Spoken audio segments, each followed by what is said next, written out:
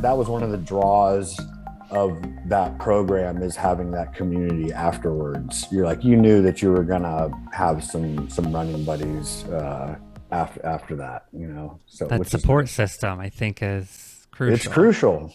It's crucial, because I can disappear pretty quick. If I went to a Oh, 30-day program, like, all right, did my thing, you might text or call some people for like a month after that, but it's like you're off doing your own thing. And, right. so I think being, with those people for a year, forms a better bond than if you were with them for 28 days or whatever it is. Absolutely. Andy, I'm curious, did you move as part of like transitioning, getting away from like the old past, part of your recovery, or was it something else that prompted you to move? So I actually, it's interesting because my sobriety journey has, yeah, sounds like Mike's Of has course. Mike's has been too, right? So Oh yeah. Yeah.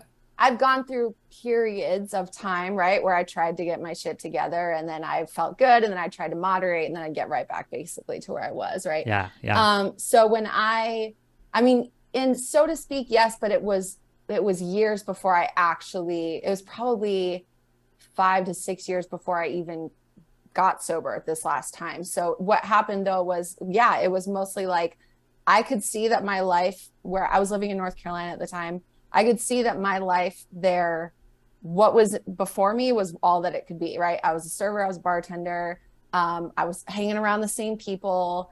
I just, I had started to get my shit together because I'd gone to DUI, I'd gone to jail, I'd done all that stuff. And I was like, I'm done living this life, right? Like I hit my rock bottom, so to speak, I thought.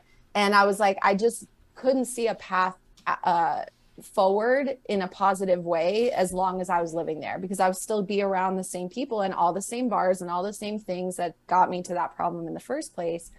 And so I worked my ass off for like a year to save up money to be able to move across the country and move to Utah. And I left.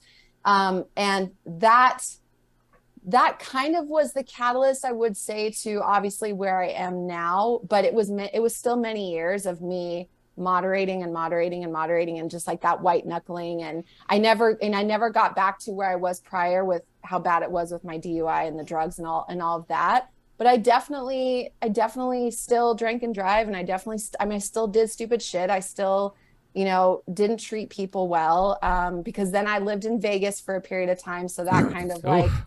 yeah, things got really crazy. So again, when I say that roller coaster, that's what I mean. But yeah, when I very first left North Carolina and moved west, I should just say, period.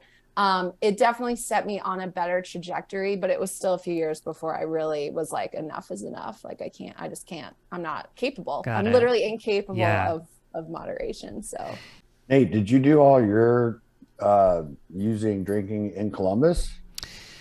So I grew up in like small town Ohio. I went to Ohio University main campus in Athens, Okay. and that's really when it kicked off. So I was down in Athens for 5 years, and then moved to Columbus when I graduated in 2004.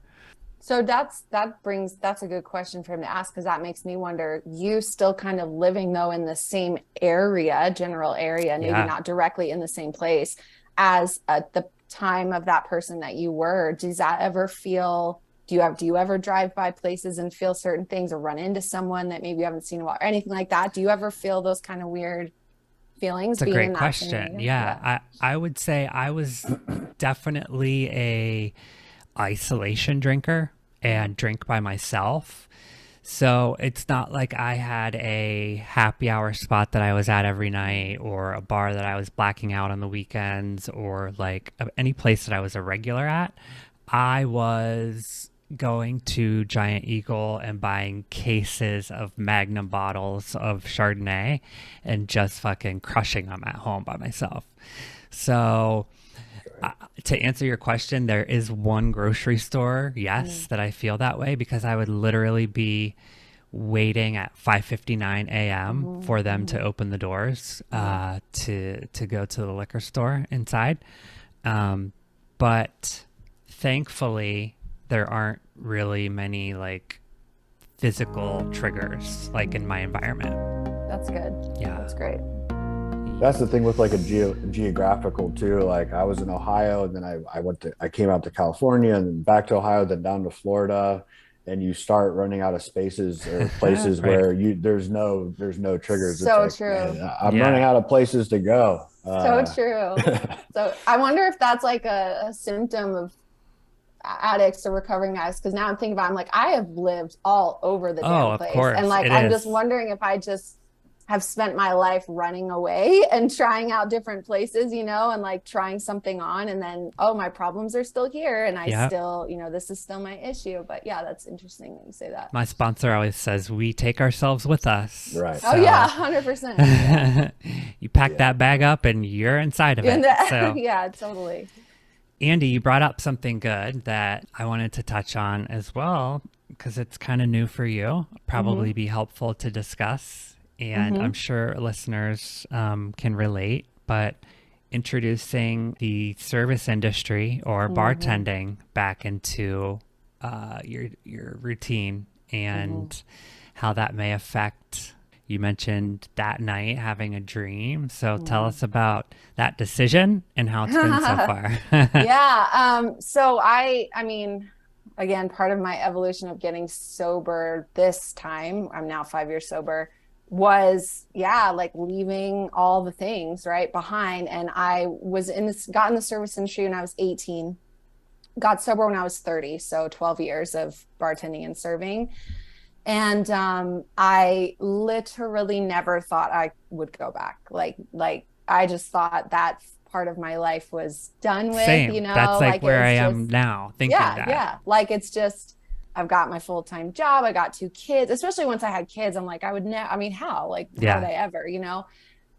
Well, I'm a single mom, and times are getting a little tough. And I have, my best friend is a manager at a really great place, and she's been talking about it for the past year. It's only been open a year, and it's funny because when she very first told me about it, like when they were opening the place and she would talk about it, I had this like little twinge in my heart of like, oh, I miss it. Like Mm-hmm. I know it sounds I do weird. too. I do love the service industry, and it was Yeah. it was literally a part of my life for over a decade. It's how I made all my friends. Of course, it's how I got into trouble. Right. I mean, there's tons of good and bad that's all mixed into it. And so when she would talk about it, I'd be like, damn, like I talk about grieving. I was like grieving. I'm like, oh man, like I'm so sad that part of my life is over now, Mm-hmm. like that was fun, but that was then, this is now. And I went to a concert with her recently, and again, she was just talking about her job, and I'm like, okay, be straight up honest with me. Like, how much money do you guys like really make there? I'm just curious. So then we started talking about it, and I'm like, that kind of money would be pretty life-changing for me right now if I could swing it. And so we're just talking, and again, I got this like excited feeling of like, oh man, like I might actually do this. Like this could be really fun. Yeah. So long story short, I'm now officially done with all my training shifts, and so I've been there the last 2 weeks, and I'm only doing 2 nights a week. But she did ask me when they hired me, like, would you be okay with, because she knows I'm sober, obviously.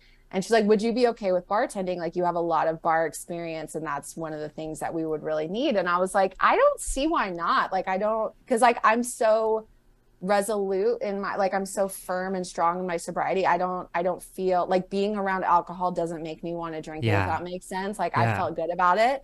I was like, I don't see why not. Like we could just try and see what happens. And so they trained me on bar, and I had a freaking blast. Like I just had so much fun. And the thing that people need to understand is like people order more than just alcohol out of like from the Sure. bar. Like Sure. I make mocktails, I Yeah. make sodas, I make Yeah. juices. It's not just always Shirley booze. Temples. Shirley Temples, yeah. So it's like I'm making all kinds of things, but I'm just a creative person by nature, and I love cooking. I love just creating, especially with my hands. So like making the drinks, just the whole learning the recipes, like pouring everything. I was just having so much fun, and it really put me back to this time of like when I used to love it and do it so much. You know what I mean? But like you mentioned, that first night after I trained on the bar, I did have a gnarly relapse dream, like gnarly, like woke up and I was like not good for the first part of the day because it felt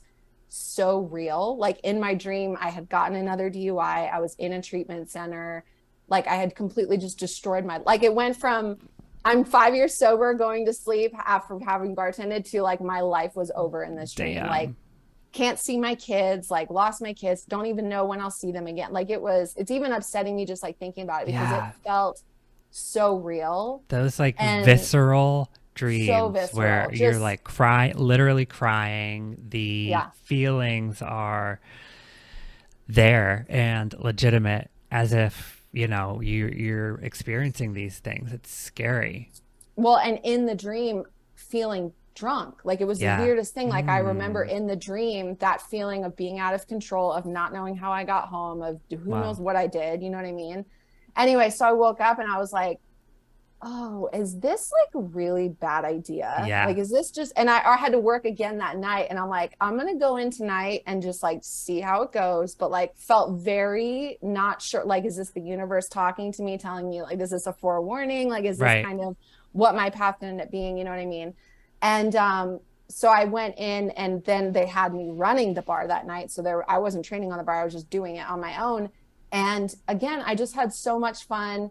I got to meet really awesome people who sat at the bar and had conversations with me. And it the regulars, I love it. Yeah, well, they were just like random people that came in. They were actually just like people traveling through. But it reminded me that like this is so much more than just like my brain wanted to focus on the alcohol aspect of it, but there's so much more to being in the service industry than just like giving people drinks, right? It's like you're creating connections, you are hearing other people's stories and learning from them and sharing with them and getting to interact with other people that work there, you know what I mean? So I'm only 2 weeks in. I definitely am not saying I have all the answers, and I don't really know anyone else in my position who is sober and also bartending. So if anybody out there listening is in that, I'd love to like connect with anybody else that's kind of learning to work through that. But I feel strong enough to know that if I need to step away, I can. If I need to say, hey, I need to not be on the bar, I need to just be a server, then I'll do that. But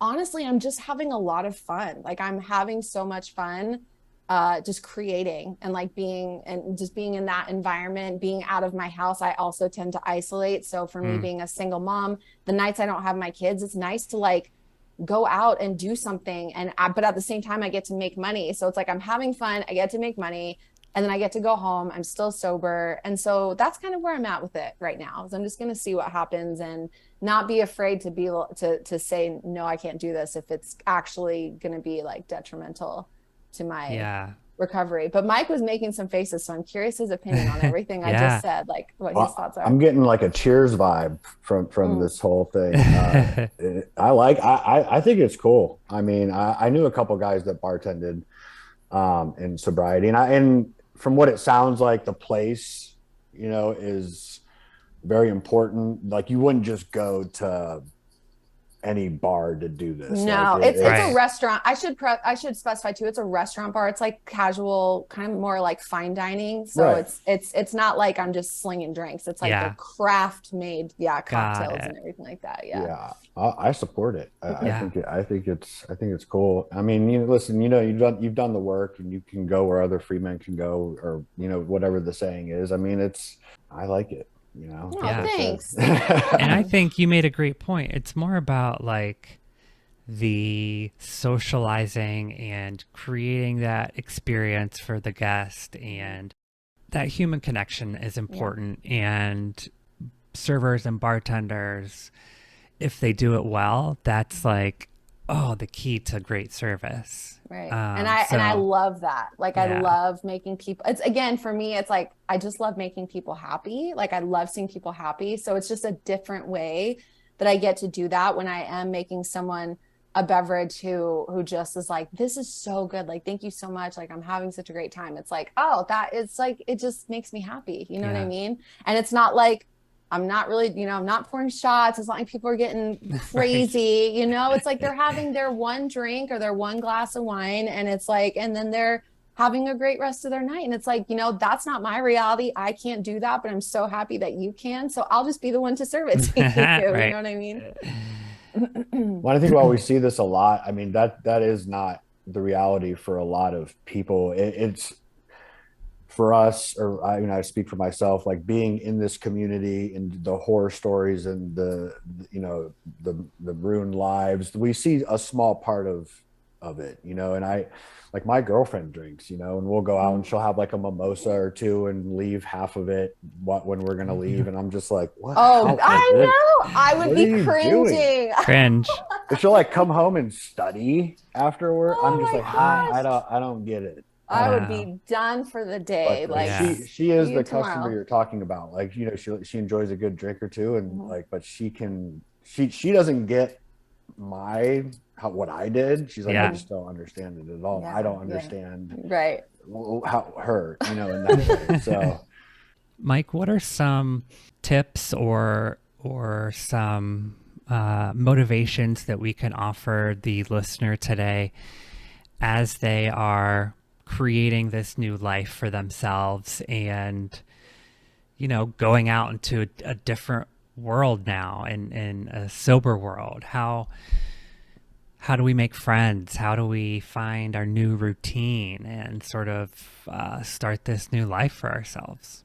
you're going to be in your apartment by yourself forever. No, I'm just kidding. I'm just kidding. Lock the You know, door. well, just lock the door. And no, it's tough, you know. It is. And you know, for me, working in recovery and for 4 years and being surrounded by that, you know, was easier for me to That's surround huge. myself with people that were doing it. Was, you know, people that were doing it. I have to force myself to do things. So it's like I had to force because I'm an isolator by nature. I can just, you know, camp out all day. Yeah. So I would recommend, again, I'm big on the physical fitness thing. I think that's helped me tremendously. You know, you really have to force yourself to get out, and you know, that contrary action is huge, you know, and really put yourself out there. And for me, it was hard. You know, it's like meeting new people, and the fear that I had, I think, in early sobriety, and not even just in early sobriety, just kind of sobriety itself, where, you know, it's can be overwhelming. But get a gym membership for sure. Explore different avenues of recovery. You know, I think, like, you know, obviously 12-step is good. You know, I always wanted to do a lot of things while I was drinking that I told myself I was going to do and never did. So when I got sober, that was the time to go try those different things, you know. So Like, true. You got to try new things. yeah, you don't know what's going to stick because you've been living a completely different life for so long. Right. That's the thing. Like 4, 5, 6, 7 years into recovery, it's like I'm still discovering things that I used to love, or new hobbies that someone recommended or introduced. But you got to keep things fresh, you know, and exciting. And I think that's great advice. Andy, anything to add to it? What are your Oh thoughts man, on that? I was so busy listening to him. I I wasn't even know. like Those are some formulating good ones. any kind of response. I think we kind of touched on this, but like, I don't feel like you can heal in the same environment that made you sick. So Yeah. it's like, even if you can't physically relocate, which it sounds like all of us have in some way, you still have to change the environment in some way. So whether that's disconnecting from people that you know are problematic for whatever reason, right? Just sending them with love and grace, and just letting them go out of your life. If you have to change a job, you know, if someone is working in a job that is triggering to them, or is an environment where they felt is not conducive to them getting better, excuse me, then I would recommend, like, yeah, maybe it's possible you might need to work from home or change careers or something like that. Get a different apartment. I mean, there's lots of simpler things you can do if you can't actually like physically relocate, that would still create a different environment for you to be able to heal and do the work without constantly being surrounded by triggers, right? Yeah. Even as simple, of course, one of the main things I recommend, even if somebody's not sure if they're going to be sober forever, if they just want to try it on, right? They just want to see how it goes. Like, get the booze out of your house. Like, give it to even if you want it back, give it to somebody to hold on to it for a while. Like, you can always get it back later if you want it, but there's no reason to make it harder on yourself than it's already going to be by having something like that readily available or in the same cabinet you always used to go to. So it's, again, little things you can do to change your actual environment around you, the people around you, the places around you, is definitely what I would recommend for sure. Awesome conversation. Yeah. Mike, Andi, thank you guys so much for your time today. Thank you so much for listening today, friends. Hopefully you heard something that resonates with you. And if we help just one person, our job is done. Make sure you check today's show notes for all the information discussed in the episode and how to connect with our guest. And as always, check us out at thesobrietydiaries.com, youtube.com/Nate Kelly, and on Instagram at the Sobriety Diaries Pod. Please head over to Apple Podcasts and rate and review the show, friends. It truly helps other people to find the show, and in turn, we can help more people. Until next Wednesday, try your best not to drink and be good to yourselves. Bye, everyone.